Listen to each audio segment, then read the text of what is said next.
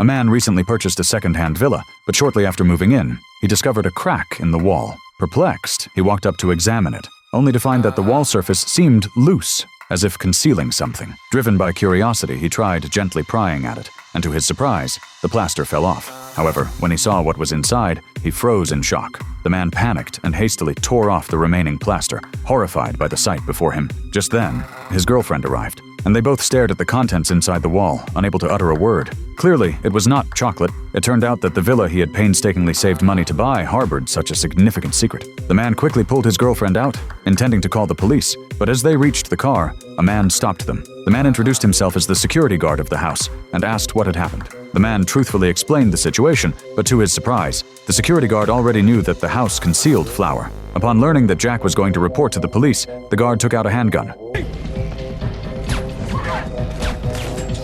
frightening the couple and causing them to rush back inside. As soon as they returned, the guard appeared outside the window and fired several shots, only to discover that the windows were bulletproof. So the guard turned and ran towards the back door. Seeing this, Jack also ran after him. Jack quickly grabbed the door, and they were locked in a stalemate, neither able to overpower the other. However, with a gun in hand, the guard fired a shot at the door lock. At that moment, Jack noticed that his girlfriend had accidentally triggered a mechanism near the computer. It appeared that the villa had been specifically designed by a former gang leader, with copper walls and iron fortifications, purposely built for storing flour. Seeing that the assailants couldn't enter, the couple began discussing their strategy. They dug out the newly purchased landline phone, intending to call the police. Jack picked up the phone and waited for a while, only to find that he couldn't get through. The outside lines had clearly been cut by the criminals. Witnessing this, his girlfriend nearly broke down in fear. Jack quickly comforted her, assuring her that he would find a way to get her out safely. Once she calmed down, they started filling bags with the flour from the wall. Jack believed that the flour might be what the criminals wanted most,